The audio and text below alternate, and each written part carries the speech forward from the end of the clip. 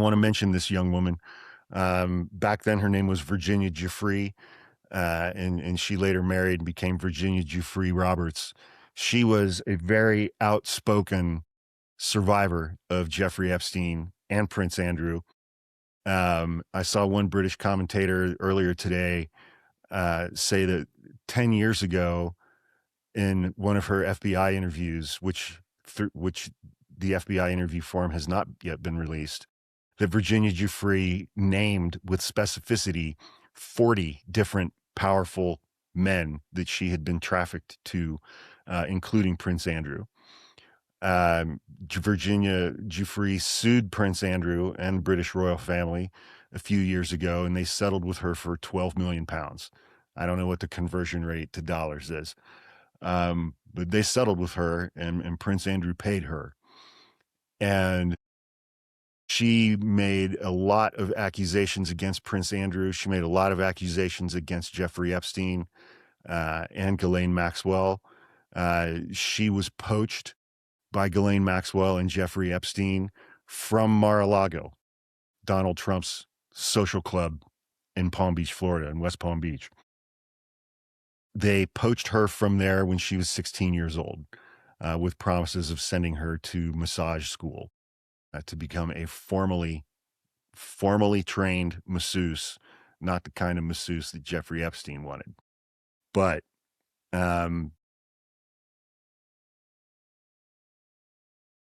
Virginia Giuffre Roberts put out a book that was published in the second half of last year.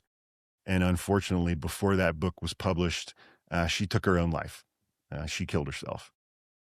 And one has to imagine that act on her part was at least partly related to the horrific things that Jeffrey Epstein, Ghislaine Maxwell, and Prince Andrew had done to her. And so anytime I talk about Prince Andrew, I want to acknowledge Virginia and her loss. Her brother and his wife still speak out frequently on her behalf and work with many of the other survivors as well. So next up, we have a guy named Thorbjorn Jagland, who's a former prime minister of Norway. He's been arrested and criminally charged with gross corruption in connection with his ties to Mr. Epstein. The Norwegian police said on February 12th, investigators are looking into whether gifts, travel, and loans were received in connection with his position.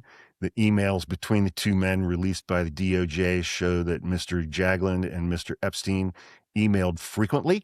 In one instance, Mr. Jagland emailed Mr. Epstein asking to stay at Epstein's Paris apartment. In another email, Epstein sent to Mr. Jagland, then head of the Council of Europe, Epstein suggested that Sergei Lavrov, Russia's foreign minister, should reach out to him. It's always Russia, man. Then we have Mona Juul, Juul, also Norway. Norway's Ministry of Foreign Affairs announced that Ms. Juul's resignation on February 8th, days after she was suspended as Norway's ambassador to Jordan and Iraq after disclosures of her financial dealings between her husband, and Mr. Epstein. They are facing a corruption investigation, which is a criminal investigation. Then we have Jack Lang, and stick around for this because there's some really good ones at the end of this list. There are a couple that just really warm my heart. Mr. Lang, who once served as France's culture minister, announced on February 7th that he is resigning from the head of the Arab World Institute because of his financial links to Epstein. He is being criminally investigated by French authorities. Peter Mandelson, this is the guy in his tighty-whities. He was fired from his job as ambassador to the United States in September after the depth of his relationship with Epstein became clear. In February, Mandelson was forced to resign from the Labor Party and from the House of Lords. He is currently under criminal investigation. Morgan McSweeney, he was Keir Starmer's chief of staff. He resigned because he recommended that Keir Starmer hire Peter Mandelson. Miroslav Lajak, He's the national security advisor to Slovakia's Prime Minister, Robert Fico. Multiple emails between him and Epstein discussing young women. Now, at the time of Epstein's death, he had an actual girlfriend, a young woman. I can't remember her name, but he pulled a bunch of strings. She's someone who had gone to dental school abroad, I think in an Eastern European country, and had graduated, but that wasn't good enough to get a dentist license in the United States. So Epstein pulled a bunch of friends to get her into the Columbia University Dental School, including through Dr. Letty Moss Salentin. She was stripped of her title as vice dean when she had helped develop a personal plan of study for Epstein's girlfriend. They didn't fire her, they just stripped her of that position. Then we have Dr. Thomas Magnani. Columbia University has cut all ties with Dr. Magnani, who was formerly Mr. Epstein's dentist. He also was involved in getting Epstein's girlfriend into the school, into the College of Dental Medicine.